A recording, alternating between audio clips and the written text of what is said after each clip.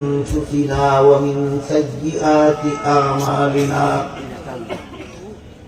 من يهده الله فلا مضل له ومن يضلله فلا هادي له ونشهد أن لا إله إلا الله وحده لا شريك له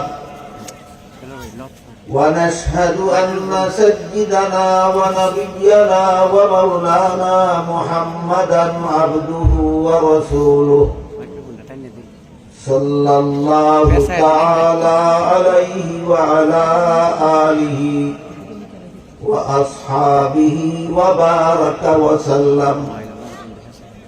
أما بعد فأعوذ بالله من الشيطان الرجيم. بسم الله الرحمن الرحيم. يرفع الله الذين آمنوا والذين أوتوا العلم درجات. وقال رسول الله صلى الله عليه وسلم: كن عالما أو متعلما أو مستمعا أو محبا ولا تكن خامسا فتهلك، أو كما قال عليه الصلاة والسلام. हजरत उलामाए किराम मुहतरम हाज़िरीन, আমি আশা করি আপনারা সকলেই জানেন যে আজকের এই মুবারক সমাবেশের আয়োজন আপনাদের এই প্রতিষ্ঠিত একটি মাদ্রাসার পক্ষ থেকে করা হয়েছে।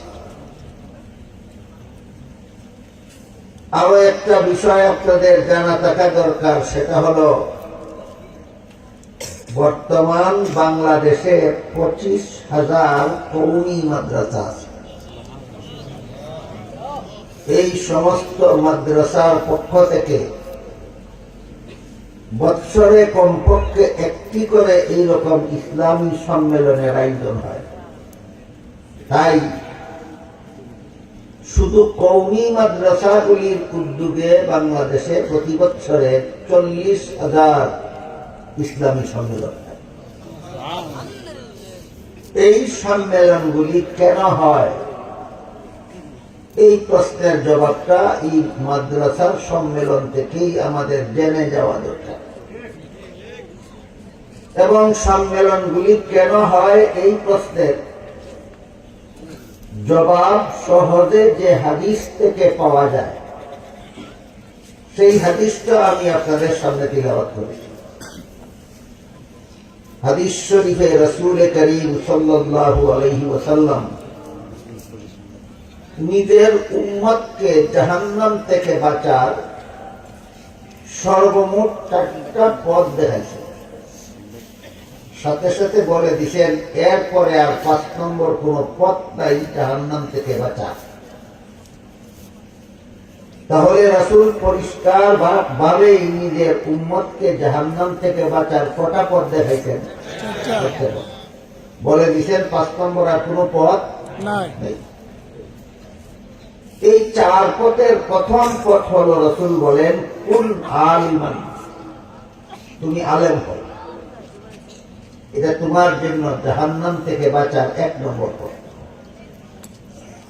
আলেম হওয়ার সুযোগ যাদের হয়নি তাদের রাসূল বলেন তুমি আলেমের ছাত্র হও, এটা তোমার জন্য জাহান্নাম থেকে বাঁচার 2 নম্বর পথ। তাদের আমাদের সকলের জন্য একটি কথা বোঝা খুব সহজ, সেটা হলো মাদ্রাসায় যারা পড়ান তারা তো আলেম, তারা জাহান্নাম থেকে বাঁচার কত নম্বর পথে আছেন? আর মাদ্রাসায় যারা পড়ে এরা তো আলেমের ছাত্র, এরা কত নম্বর পথে? 2 নম্বর। এই 2 দল ছাড়া বাংলাদেশে আর বাকি মুসলমানের সংখ্যা কি খুব কম না? শতকরা 99 জন বললে কমই হয়। হাজারের মধ্যে ৯৯ জন মানুষ এমন আছে যারা আলেমও না, আলেমের ছাত্রও না। কেউ সারা জীবন বিরস্তি নিয়ে ব্যস্ত থাকে, কেউ সারা জীবন ব্যবসা নিয়ে ব্যস্ত থাকে, কেউ সারা জীবন চাকুরি নিয়ে ব্যস্ত থাকে, কেউ স্কুল কলেজের লেখাপড়া নিয়ে ব্যস্ত থাকে। এদের আলেম হওয়ারও সুযোগ নাই, আলেমের ছাত্র হওয়ারও সুযোগ নেই। আপনারা আমি কি মনে করেন এরা আল্লাহর বান্দা নয়? যারা আলেম না, মাদ্রাসার ছাত্র না, এরা কি নবীর উম্মত নয়? এদের কি মরণ নাই? এদের কি জাহান্নাম থেকে বাঁচার দরকার নাই? এরা বাঁচবে কিভাবে? এদেরকে আল্লাহ রাসূল বলেন আও মুস্তামিআন। তোমরা যারা আলেম না, আলেমের ছাত্র না, তোমাদের জন্য জাহান্নাম থেকে বাঁচার ৩ নম্বর পথ হলো তোমরা আলেমদের কথা মনোযোগে শুনো এবং তাদের কথা মতো জীবন যাপন করো। তোমাদের সকলের জন্য জাহান্নাম থেকে বাঁচার পথ। সমস্ত কৃষকদের জন্য জাহান্নাম থেকে বাঁচার এটাই পথ, আলেমদের কথা মনোযোগে শুনো, তাদের কথা মতো জীবন যাপন করো। সমস্ত ব্যবসায়ীদের জন্য এটাই ৩ নম্বর পথ জাহান্নাম থেকে বাঁচার। সমস্ত চাকুরিজীবীদের জন্য জাহান্নাম থেকে বাঁচার এই ৩ নম্বর পথ। স্কুল কলেজ ভার্সিটি পড়ুয়া ছাত্রদের জন্য, শিক্ষকদের জন্য জাহান্নাম থেকে বাঁচার এই একটাই ৩ নম্বর পথ। সেটা হলো তোমরা আলেমদের কথা মনোযোগে শুনো এবং তাদের কথা মতো জীবনযাপন করো। প্রশ্ন হলো জীবনের কোন কোন কাজ আমরা যারা আলেম না, আলেমের ছাত্র না, আমরা জীবনের কোন কোন কাজ আলেমদের কথা মতো করব? এই বিষয়টা আমার মনে হয় সমাজে আলোচনা হয় না, আর মনে হয় সাধারণ মানুষ কেউ জানেও না যে কোন কোন বিষয়ে আমরা আলেমদের কথা মতো কাজ করব। এই জন্য এই বিষয়টা একটু পরিষ্কার হওয়া দরকার আমি মনে করি। মানুষের জীবনে যত কাজ আছে সবগুলি প্রথমত 2 প্রকার। হয়তো ধর্মের কাজ হবে, আর না হয় সংসারের কাজ হবে। এর বাইরে মানুষের জীবনে আর কোনো কাজ নেই। হয়তো ধর্মের কাজ, আর না হয় সংসারের কাজ। নামাজ পড়া, রোজা রাখা, ইবাদত বন্দেগী করা, কোরআন তেলাওয়াত করা, তাসবিহ পড়া, দোয়া করা, দুরূদ শরীফ পড়া, জিকির করা, এগুলি কি সংসারের কাজ না ধর্মের কাজ? আর খাওয়া দাওয়া করা, ঘুমানি, পেশাব পায়খানা করা, ব্যবসা বাণিজ্য করা, চাকরি করা, এগুলি হইল সংসারের কাজ। ধর্মের কাজগুলি আলেমদের কথা মতো করতে হবে। কেন? আগে বুঝি, তারপরে সংসারের কাজের ব্যাপারটা বুঝবে। ধর্মের কোন কাজ কিভাবে করলে শুদ্ধ হয় আর কিভাবে করলে ভুল হয় একমাত্র আলেমরা জানে, আর কেউ জানে। বলেন তো আপনারা, কিভাবে উজু করলে শুদ্ধ হয় আর কিভাবে উজু করলে ভুল হয় জানে কে? তাহলে আমার উজু করতে হবে কার কথা মতো? আলেমের কথা মতো। কিভাবে নামাজ পড়লে শুদ্ধ হয়, কিভাবে নামাজ পড়লে ভুল হয়, আলেম ছাড়া কেউ জানে না। কাজে নামাজটা যদি আমার শুদ্ধ হওয়া চাই, তাহলে নামাজ আমার আলেমদের কথা মতো বসে হবে। কিভাবে কোরআন তেলাওয়াত করলে শুদ্ধ হয় আর কিভাবে করলে ভুল হয়, আলেম ছাড়া কেউ জানে না। সুতরাং কোরআন তেলাওয়াত করতে হবে আমার ইচ্ছা মতো, না আলেমদের কথা মতো। হজ করতে হবে আমার ইচ্ছা মতো, না আলেমদের কথা মতো। তাহলে ধর্মের সকল কাজ আমাকে আলেমদের কথা মতো করতে হবে। কেন? শুদ্ধ হওয়ার জন্য। শুদ্ধ না হলে এটা গ্রহণযোগ্য হবে না। এই কথাটা মনে রাখুন যে ধর্মের সকল কাজ করতে হবে আলেমদের কথা মতো। কেন? শুদ্ধ হওয়ার। এই পর্যন্ত বুঝে থাকলে বলুন তো, দাওয়াত তাবলীগ সংসারের কাজ না ধর্মের কাজ? করতে হবে কার কথা মতো?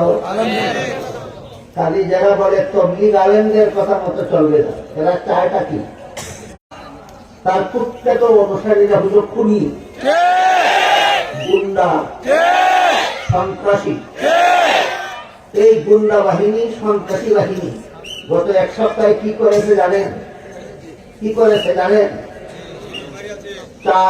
চারজনকে শহীদ করেছে। শুধু আলেমদের কথা মতো তবলিগ চলতে যাবে না, এই দাবির উপর।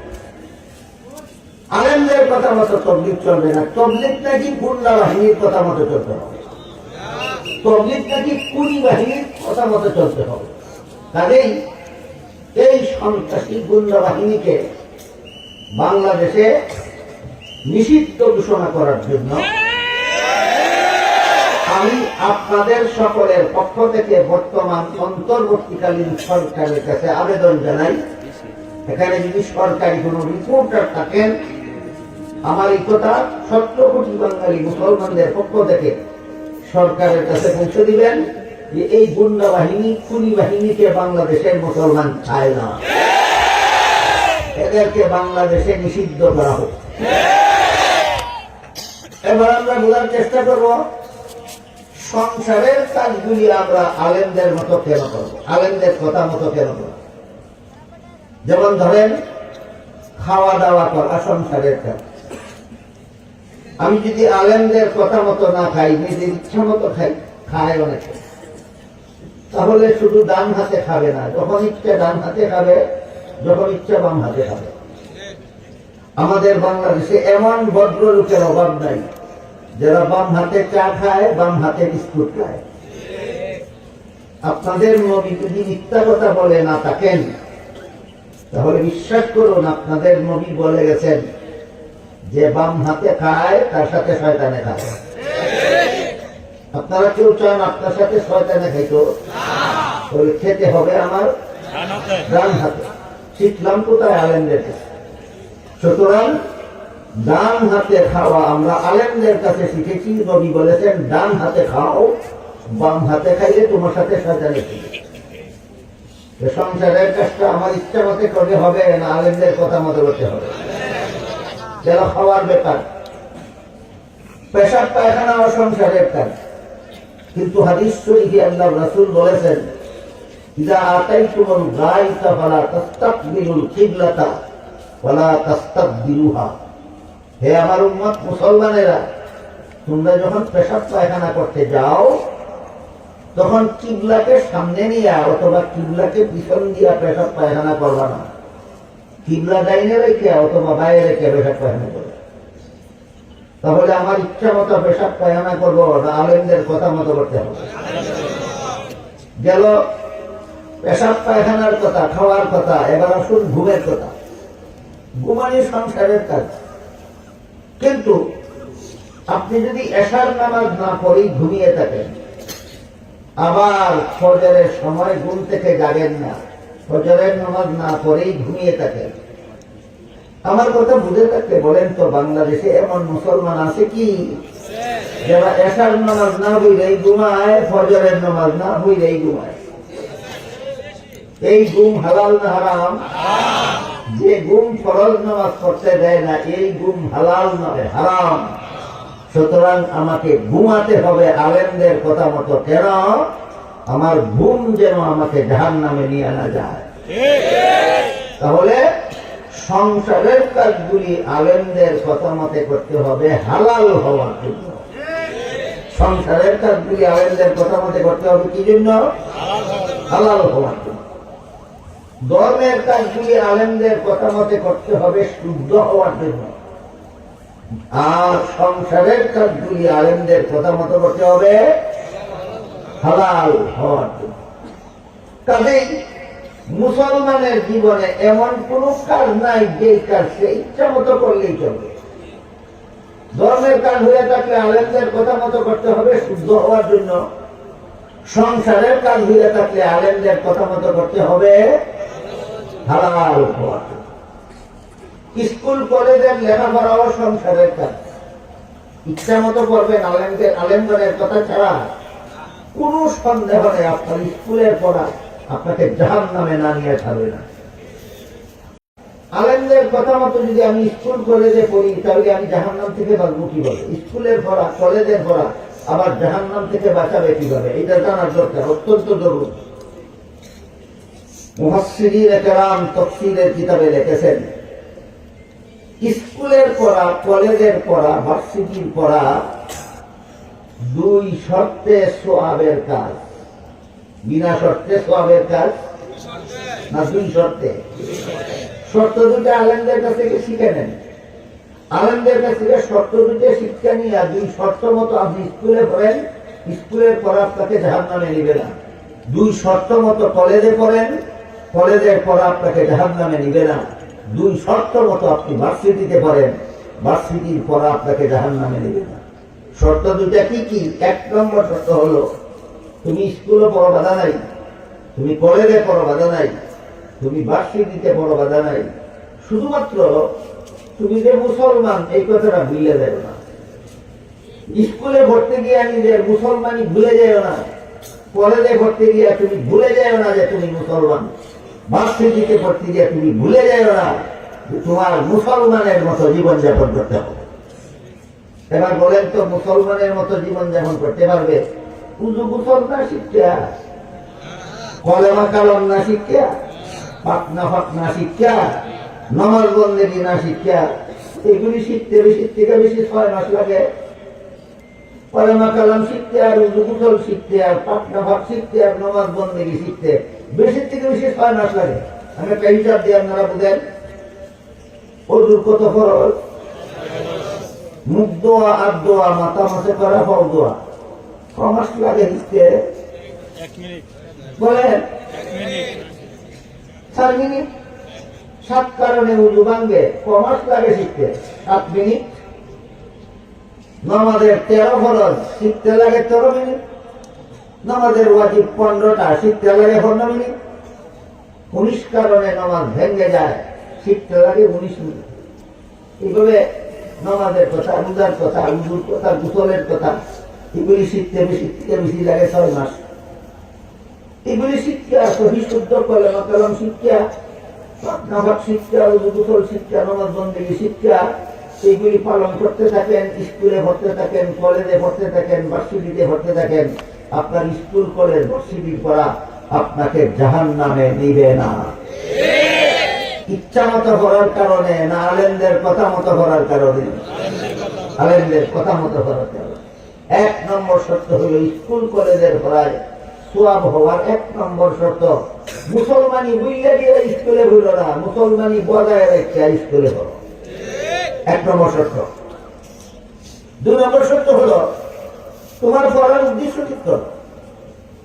উদ্দেশ্যহীন লেখাপড়ার কোন সার্থকতা নেই। পাগল যে রাস্তায় হাঁটে আপনারা দেখছেন কোনদিন? আমি অনেক দেখছি। পাগল যখন রাস্তায় হাঁটে আমি অনেক সময় দাঁড়ায় তামসা দেখি। আর একটা জিনিস আমি রাস্তায় তামসা দেখি, একটা শক্তিশালী কুত্তা যখন রাস্তার পাশে একটা দুর্বল কুত্তার উপর জামাইয়া করে তখন আমি দাঁড়ায় তামসা দেখি। আপনাদের কি জানা আছে এমন দৃশ্য দেখেছেন কোনদিন? রাস্তার মধ্যে একটা শক্তিশালী কুত্তা আর একটা দুর্বল কুত্তারে হইলেই সালাম কি দিয়া চলে যায় না জামাইয়া ধরে? কি ছিল দুর্বলটার অপরাধ? একটাই অপরাধ ছিল, তুমি দুর্বল, আর কোন অপরাধ নেই, একটাই অপরাধ। সুতরাং নিরপরাধী দুর্বলের উপর জামাইয়া পড়া মানুষের স্বভাব নয়, কুত্তার স্বভাব। আমার কথা বুঝে থাকলে বলেন, বাংলাদেশে কোন মানুষের মধ্যে কুত্তার স্বভাব আছে? কেমনে চিনবে না? নির্দোষ, দুর্বল, নির্দোষ হয়, এগুলি কুত্তার স্বভাবের মতো। এই জন্য আমি এই কুত্তার কাণ্ডটা রাস্তার দ্বারা তামসা দেখি। আর পাগল যখন রাস্তায় হাঁটে তখন এটা অনুসারে তামসা দেখি। কেমন তামসা দেখি? সকালবেলা পাগলারে যে জায়গা হাঁটতে দেখা গেছে, বিকালে গিয়ে দেখা যায় ইনামি আগে। সারাদিনে কি হইল? বুড়ার ডিম হইল। কেন? কই যাইব জানে না। পাগল যে সারাদিন হাঁটে কই যাইব জানে না। পাগল যেমন কই যাইব জানে না, এই কারণে সারাদিন হাঁটে। আগে তোমার পাগলার মতো হাঁটলে হতো না, তুমি জানো লাগবো তোমার উদ্দেশ্যটা কি লেখাপড়া। মুফাসসিরিনে কেরাম তাফসীরের কিতাবে লিখেছেন, স্কুলে পড়ো, কলেজে পড়ো, ভার্সিটিতে পড়ো, তোমার লেখাপড়ার সওয়াব হবে যদি উদ্দেশ্যটা ঠিক করে পড়ো। উদ্দেশ্য ঠিক ব্যাখ্যা কি? উদ্দেশ্য ঠিকের ব্যাখ্যা হলো আমি মুসলমান জাতিকে দুনিয়াতে প্রতিষ্ঠা করার জন্য জ্ঞান বিজ্ঞান পড়ি। মুসলমান জাতিকে দুনিয়াতে প্রতিষ্ঠা করার জন্য জ্ঞান বিজ্ঞান পড়ি। কিতাবে লেখা আছে, মাদ্রাসা ছাত্র কোরআন হাদিস পড়ে যেই সব তোমার এই মহৎ উদ্দেশ্যে পরের ভার্সিটিতে জ্ঞান বিজ্ঞান হইলেও সেই সব। মুসলিম জাতিকে প্রতিষ্ঠা করার ব্যাখ্যা বিস্তারিত ভাবে তফসিলের কিতাবে লেখা আছে। দুই একটা উদাহরণ আপনাদের শোনাই। লেখা আছে তফসিলের কিতাবে, সারা দুনিয়ার অমুসলিমরা যদি এই মর্মে বয়কট করে যে আমাদের আবিষ্কৃত কোন যন্ত্র মুসলমানদের কাছে বিক্রি করবো না, তাহলে মুসলমানদের আবিষ্কৃত যন্ত্রই যেন সমাজের উন্নতির জন্য যথেষ্ট হয়। এই উদ্দেশ্যে আমি জ্ঞান বিজ্ঞান ভরি করে দে। আমার জ্ঞান বিজ্ঞান ভরা কোরআন হাদিস পড়ার মতো সব। ও মুসলিমরা যদি এই মর্মে মুসলমানদের বয়কট করে যে আমাদের আবিষ্কৃত কোন অস্ত্র মুসলমানদের কাছে বিক্রি করব না, তাহলে মুসলমানদের আবিষ্কৃত অস্ত্রই যেন যুদ্ধের ময়দানে বিজয়ী হওয়ার জন্য যথেষ্ট হয়। এই উদ্দেশ্যে যারা স্কুলে পড়ে, কলেজে পড়ে, ভার্সিটিতে পড়ে, মাদ্রাসার ছাত্রদের কোরআন হাদিস পড়ার মতো সওয়াব হয়। এবার বলুন তো, স্কুলে পড়লেই গুনাহ হয়, কলেজে পড়লেই জাহান্নামে যায় না? দুই শর্তে পড়লে আরো সওয়াব হয়। দুই শর্তে, স্কুলে পড়লেও সওয়াব হয়, কলেজে পড়লেও সওয়াব হয়, ভার্সিটিতে পড়লেও সওয়াব হয়। এক শর্ত হইল আমি যেন আমার মুসলমানি ভুলে না যাই, আর এক শর্ত হইল আমার জাতিকে প্রতিষ্ঠা করার জন্য সমাজের উন্নয়নের উদ্দেশ্যে যেন স্কুল কলেজে লেখাপড়া করি, তাহলে আমার স্কুল কলেজের পড়াতেও সওয়াব আছে। স্কুল কলেজের লেখাপড়াতেও সওয়াব আছে। বুঝতে থাকলে এবার বলেন, আমাদের বর্তমান সমাজে যে সমস্ত মুসলমান ছেলে মেয়েরা স্কুল কলেজে পড়ে, এদের ৯৯ জনে মুসলমানি টিকলে কেই পড়ে না বুইলা গিয়া, আর এদের ১০০ জনে মিলিয়া এমন অস্ত্র কি আবিষ্কার করতে পেরেছে যার দ্বারা বিশ্ব সন্ত্রাসী আমেরিকার বিরুদ্ধে যুদ্ধে জয়ী হওয়া যাবে? পারে না। তাহলে স্কুল ভর্তিটা তুমি মুসলমানিও বুইলা লাইছ, আর শত্রুর মোকাবিলা করার মতো অস্ত্র বানাইতে পারছো না। কোন গুলার দিবের লেগে লেখাপড়া করো? তোমার দিয়ে আমও গেল, সালাও গেল না। বুঝলেন না কথা? এই জাতির ঘুমার থেকে জাগা বেঁচে তুমি এত গাদার ঘুমাইলা কেন? স্কুলে ভর্তি গেলা বুঝলা, মুসলমানিও বুঝলা গেলা, আর শত্রুর মোকাবেলায় অস্ত্র আবিষ্কার করতে ভালো। তোমাদের লেখাপড়ার ফলাফল হইল আমও গেল, সালাও গেল। এইরকম ফরার মধ্যে গুনাহ ছাড়া কোনো সব নাই। এই ফরা কোনো সন্দেহ নাই তোমাকে জাহান্নামে নিয়ে যাবে। সুতরাং স্কুলে পড়তে হবে আমার ইচ্ছা মতো, না আলেমদের কথা মতো। এবার শুনেন, যারা রাজনীতি করেন, যারা মনে করেন রাজনীতি যাওয়া সংসারের কাজ, যারা মনে করেন রাজনীতি সংসারের কাজ, যদি রাজনীতি করে জাহান্নাম থেকে বাঁচতে চান, আলেমদের কথা মতো রাজনীতি করতে হবে। কারণ কিভাবে রাজনীতি করলে হালাল হয় আর কিভাবে রাজনীতি করলে হারাম হয় আপনি জানেন না, একমাত্র আলেমরা জানে। প্রশ্ন রাখতে পারে, তাহলে আপনি বলে দেন কিভাবে রাজনীতি করলে হালাল হয় আর কিভাবে করলে হারাম হয়। হ্যাঁ, আমি বলে দেব, কিন্তু আমি যদি কই ভাইয়া করবো দই, আমি যদি কই ভাইয়া করবো দই। যেভাবে রাজনীতি করলে জনগণের অধিকার রক্ষা হয় সেইভাবে রাজনীতি করা হালাল। যেভাবে রাজনীতি করলে জনগণের অধিকার রক্ষা হয় সেইভাবে রাজনীতি করা হালাল। যেভাবে রাজনীতি করলে জনগণের অধিকার রক্ষা হয় না, এই রাজনীতি হারাম। যারা হারাম রাজনীতি করো, তোমার মরতে দেরি হতে পারে, জাহান্নামে পৌঁছতে দেরি হবে না।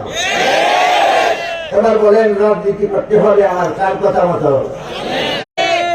এটা হলো তোমাদের জন্য জাহান্নাম থেকে বাঁচার ৩ নম্বর পথ।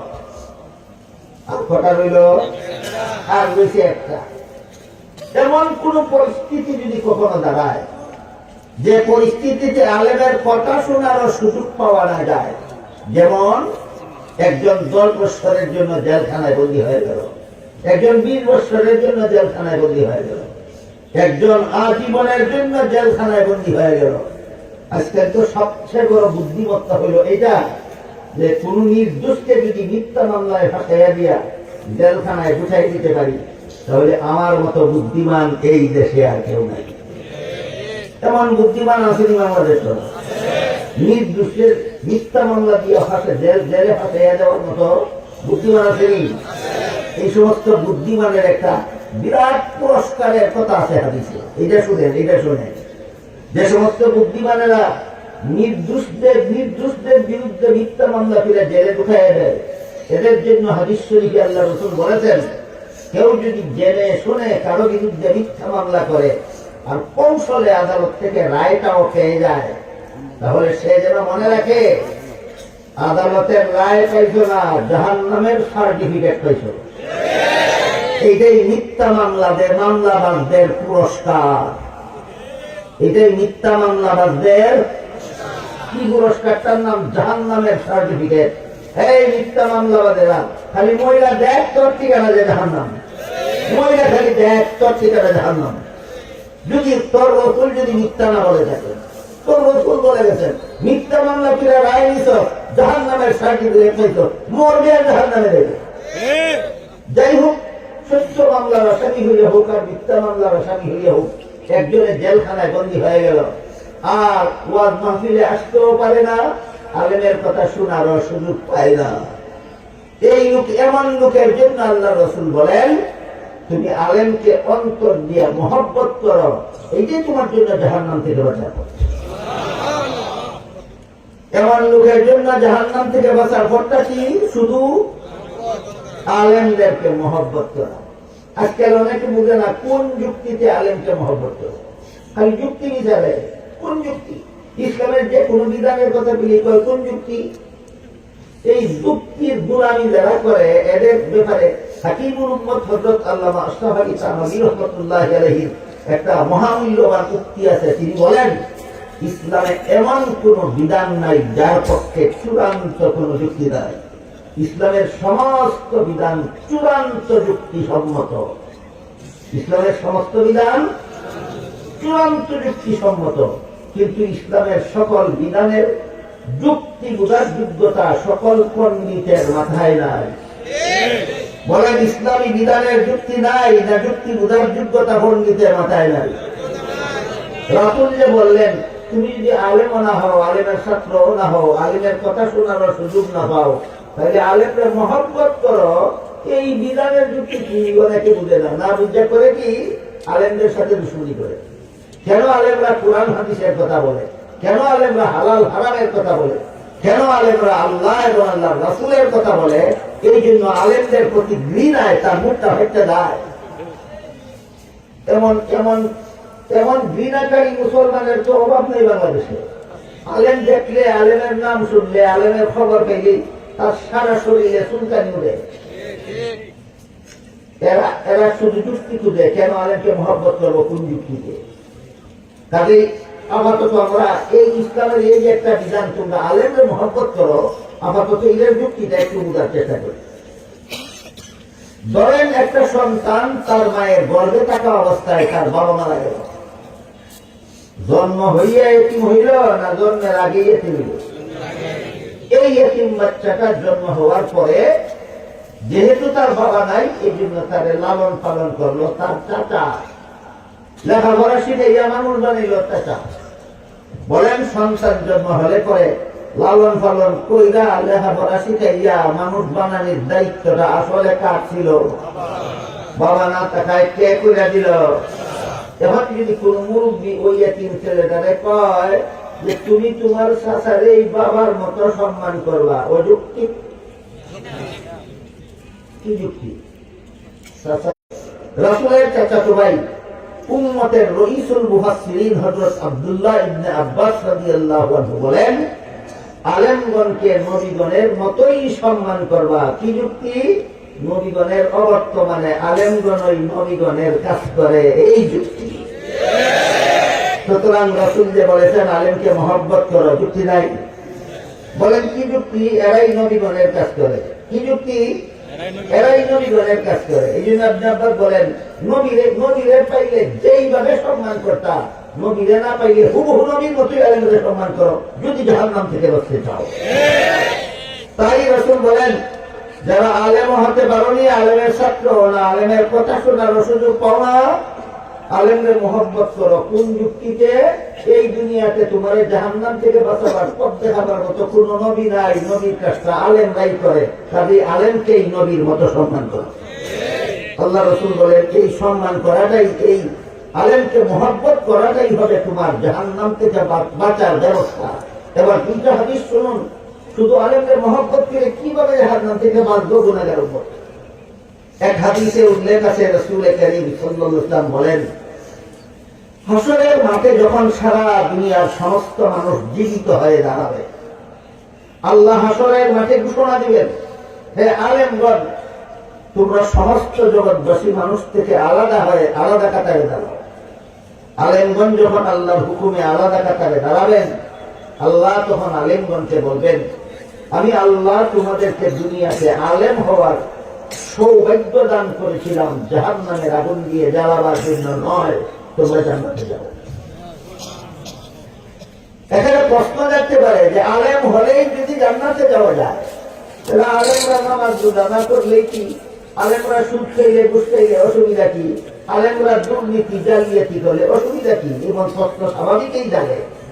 এই প্রশ্নের জবাব বোঝার জন্য আমাদের মনে রাখতে হবে, আলেম দুই প্রকার। এক প্রকার সমাজের দৃষ্টিতে আলেম, আরেক প্রকার আল্লাহর দৃষ্টিতে আলেম। সমাজে আলেম কারে কয়? যিনি কোরআন হাদিসের ইলম শিখছে তাই সমাজে আলেম করে। আল্লাহ কোরআন হাদিসের ইলম শিখলেই আলেম পায় না, কোরআন হাদিসের ইলম শিখার পরে যিনি কোরআন হাদিসের ইলম মতো নিজে জীবন যাপন করে, আল্লাহ তাকে আলেম করে। এবার বলেন, সমাজের দৃষ্টিতে আলেম আর আল্লাহর দৃষ্টিতে আলেম পার্থক্য আছে কি? এলেম শিখলেই সমাজে আলেম করে, এলেম মতো জীবন যাপন করলে আল্লাহ আলেম করে। কাজেই আল্লাহর দৃষ্টিতে যারা আলেম, এরাও বেনামাজি থাকতে পারে, বুঝেও না। আল্লাহর দৃষ্টিতে যারা আলেম, তারাও সুৎখোর হতে পারে, তারাও ঘুষখোর হতে পারে, তারাও দুর্নীতিবাদ হতে পারে, বুঝেও না। এরা আল্লাহর দৃষ্টিতে আলেম না, এরা শুধু সমাজের দৃষ্টিতে আলেম। এই সাজ্জানীরার পক্ষে আঙ্গুলে গোনার মতো যে দুই একটা নামধারী আলেম আছে, এরা সমাজের দৃষ্টিতে আলেম, আল্লাহর দৃষ্টিতে আলেম নয়। এই সমস্ত আলেমদেরকে আল্লাহ হাসরের মাঠে বলবেন, তোমরা জান্নাতে যাও। আরেক হাদিসে আল্লাহ রাসূল বলেন, আল্লাহর হুকুমে হাসরের মাঠ থেকে আলেমগণ যখন জান্নাতের পথে রওনা হবেন, তখন একজন গুনাহগার মুসলমান ওই আলেমের জান্নাতে যাওয়ার পথের পাশে দাঁড়িয়ে থাকবে। এক একজন গুনাহগার মুসলমান এক একজন আলেমকে পিছন থেকে ডাকবে আর বলবে, হুজুর, আমার একটা কথা শুনে যান, আমি দুনিয়াতে আপনাকে মহব্বত করতাম। মহব্বত যে করতো, এক একজন এক একটা প্রমাণ দিব। কেউ কইব, আমি আপনাদের দুনিয়াতে এক গ্লাস পানি পান করেছি। বলেন তো, একজন সাধারণ মুসলমানে একজন আলেমকে এক গ্লাস পানি পান করায় দুশ্মনির কারণে না মহব্বতের কারণে? প্রমাণ হয়ে গেল সে আলেমকে মহব্বত করে। দুই নম্বর কথা হইল, এক গ্লাস পানি পান করাইতে কত হাজার টাকা লাগে? এক টাকাও না। পরিষ্কার হয়ে গেল, আলেমকে মহব্বত করতে টাকা পয়সা ধন সম্পদ লাগে না, শুধু এমন একটা অন্তর লাগে, যে অন্তরটা এই কথাটা বুঝবে যে ইনি আমাদেরকে নবীগণের পক্ষ থেকে জাহান্নাম থেকে বাঁচার পথ দেখায়। এই কথাটা বোঝার মতো একটা অন্তর লাগে। আলেমকে মহব্বত করতে টাকা পয়সা ধন সম্পদ লাগে না। সুতরাং যে সমস্ত বক্তারা 1 ঘন্টা বক্তৃতা করবো, লাখ টাকা চুক্তি করে আর বলে আমার মহব্বত করে 1 লাখ টাকা দিবা, এরা দুনিয়াদার আলেম, দিনদার আলেম নয়। এরা আপনাদেরকে জাহান্নাম থেকে বাঁচাবার জন্য ওয়াজ করে না, পকেট গরম দরকার। আমার ওয়াজ হুন্না মানুষের আমল সংশোধন হইল কি না হইল, ওই দৃষ্টিতে আমার ওয়াজ করার দরকার নাই। যেভাবে ওয়াজ করলে মানুষের কিছু আমার লাখ টাকা দিয়া দিব, এইভাবেই ওয়াজ করার দরকার। এই জন্য না বেনামাজির বিরুদ্ধে ওয়াজ করে, কারণ বেনামাজির সন্ধান লাগে তারে লাখ টাকা দিবার লাগি, না সুদ করে বিরুদ্ধে কোন ওয়াজ করতে পারে, কারণ সুদ করে সন্ধান লাগে তার লাখ টাকা পুরাইয়া দেবার, পূর্ণ করে দিবার লাগি, না কোন বেপরদার বিরুদ্ধে ওয়াজ করার পাওয়ার আছে, কারণ বেপরদা মহিলার কাছ থেকে সন্ধান লাগে তার লাখ টাকা পূর্ণ করে দিবার লাগি। এরা ওয়াজ কোন মানুষের গায়ে লাগে না, না বেনামাজির বিরুদ্ধে যায়, না সুদখোরের বিরুদ্ধে যায়, না ঘুষখোরের বিরুদ্ধে যায়, না মদখোরের বিরুদ্ধে যায়, না গাঞ্জাখোরের বিরুদ্ধে যায়। এরা ওয়াজ যায় হয়তো 7 জমিনের নিচে না, আর নাহলে 7 আসমানের উপরে না, কোন মানুষের গায়ে লাগে না। যেই ওয়াজ মানুষের গায়ে লাগে এমন ওয়াজ চলে সান্দাও দিত না, আর বক্তা 1 লাখ টাকা হইত না। বলেন এমন দুনিয়াদার বক্তা আসেনি? এই দুনিয়াদার বক্তারা বুঝায় আমারে মহব্বত করলে লাখ টাকা দিবে না কেন? রসুল বলেন নি আলেমকে মহব্বত করতে লাখ টাকা লাগে। রসুল বলছেন 1 গ্লাস পানি পান করাই আলেমকে মহব্বত করা যায়। কি আছে কথা? রসুল বলেন আরেকজন আলেম জান্নাতে যাওয়ার সময় পিছন থেকে আরেকজন গুনাহগার মুসলমানের রেখে হুজুর আমিও আপনাকে মহব্বত করতাম। প্রমাণ দিতে গিয়া কইব নামাজের সময় আপনি হুজুর পানির জোগাড় ছিল না, আমি পুকুর থেকে 1 বদ্দা পানি উঠে দিয়েছিলাম। আপনারাই বলেন পুকুর থেকে 1 বদ্দা পানি উঠে দিতে কলাপ টাকা লাগে? 1 টাকাও না। আলিমকে মহব্বত করতে টাকা পয়সা ধন সম্পদ লাগে না, হাদিসের দ্বারা পরিষ্কার হয়ে গেল। লাগে শুধু একটা অন্তর, যে অন্তরে বুঝবে যে নবী নাই দুনিয়াতে, আমাদেরকে জাহান্নাম থেকে বাঁচাবার জন্য নবীর পক্ষ থেকে এরাই কাজ করে, এটা বুঝার মতো একটা অন্তর লাগে। এইভাবে গুনাহগার মুসলমানেরা যে যে আলেমদের মহব্বত করতো তারা এইভাবে বলতে বলতে শেষ পর্যন্ত বলবে কিন্তু আজকে আমার গুনার কারণে আল্লাহ আমাদের হুকুম দিয়া দিছে জাহান্নামে যেতাম। আল্লাহ রাসূল বলেন গুনাহগার মুসলমানদের মুখে এই কথা শুনিয়া আলেমরা যাচ্ছিলেন কোথায়? জান্নাতে। তারা ভাববেন আমার জান্নাতে আমি পরে যাই, শেষ চেষ্টা করে দেখি লোকটারে জাহান্নাম থেকে বাঁচাতে যায় কিনা। এই উদ্দেশ্যে আলেমগণ নিজেদের জান্নাতে যাওয়া বিরতি দিয়ে দাঁড়িয়ে দেবেন, দাঁড়িয়ে বলবেন হে আল্লাহ এই লোকটা ঠিকই কইছে, আমারে মহব্বত করতো এই জন্য আমারে 1 গ্লাস পানি দান করেছিল। ওই লোকটা ঠিকই কইছে, আমারে মহব্বত করতো এই জন্য আমাকে 1 বদ্দা উজুর পানির ব্যবস্থা করে দিয়েছিল। তখন আল্লাহ বলবেন আলেমরা শোনো, এদের গুনার কারণে আমি হুকুম দিছি জাহান্নামে যেত, কিন্তু তোমরা যেহেতু সাক্ষী দিলা যে এরা তোমাদের মহব্বত করতো, তোমাদের সাক্ষীর কারণে আমি এদেরকে মাফ করে দিলাম। হে আলেমরা তোমরাও জান্নাতে যাও, এই সমস্ত গুনাহগার মুসলমানদেরকে সাথে নিয়ে যাও। কাবিল বুঝা থাকলে বলেন এরা কত নম্বর পথে জান্নাতে গেল? 4 নম্বর। তাই রাসূল বলেন হয়তো আলেম হও, এটা তোমার জন্য জাহান্নাম থেকে বাঁচার 1 নম্বর পথ, না হয় আলেমের ছাত্র হও, এটা তোমার জন্য জাহান্নাম থেকে বাঁচার 2 নম্বর পথ, আর না হয় আলেমের কথা মতো জীবন যাপন করো, যে তোমার জন্য জাহান্নাম থেকে বাঁচার 3 নম্বর পথ। এই সুযোগ যদি না পাও, আলেমকে মহব্বত করো, ওই 1 গ্লাস পানি পানকারীর মতো তুমি আর তোমার আল্লাহ আলেমদের সুপারিশে মাফ করে জান্নাতে দিয়ে দিবে। এরপরে রাসূল বলেন ওয়ালা তাকুন খামিসান ফাতাহলিক, সাবধান আমার কোন উম্মত তোমার যেন অবস্থা এমন না হয় যে তুমি আলেমও হলে না, আলেমের ছাত্রও হলে না, আলেমের কথাও শুনলে না, আলেমদের মহব্বত করলে না, তাহলে তোমার কপালে ধ্বংস ছাড়া আর কিছু নাই। এবার বলুন এই যে জাহান্নাম থেকে বাঁচার পথগুলি রাসূল বলে গেছেন উম্মতের উদ্দেশ্যে, এই পথগুলি আলেমরা জানে কিনা?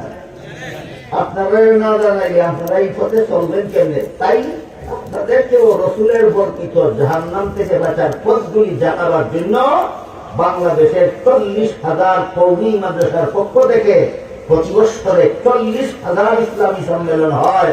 শুধুমাত্র যারা আলেমও না, আলেমের ছাত্রও না, এদেরকে জাহান্নাম থেকে বাঁচার পথ দেখাবো। আল্লাহ আপনাদের আমাদের সবাইকে রাসূলের বর্ণিত যে কোনো পথে জাহান্নাম থেকে বাঁচার পথে চলার তৌফিক দান করুন। সবাই বলুন আমিন। সুবহান রাব্বিকা রাব্বিল ইজ্জাতি আম্মা ইয়াসিফুন ওয়া সালামুন আলা। সম্মানিত হাজিরিন, আমরা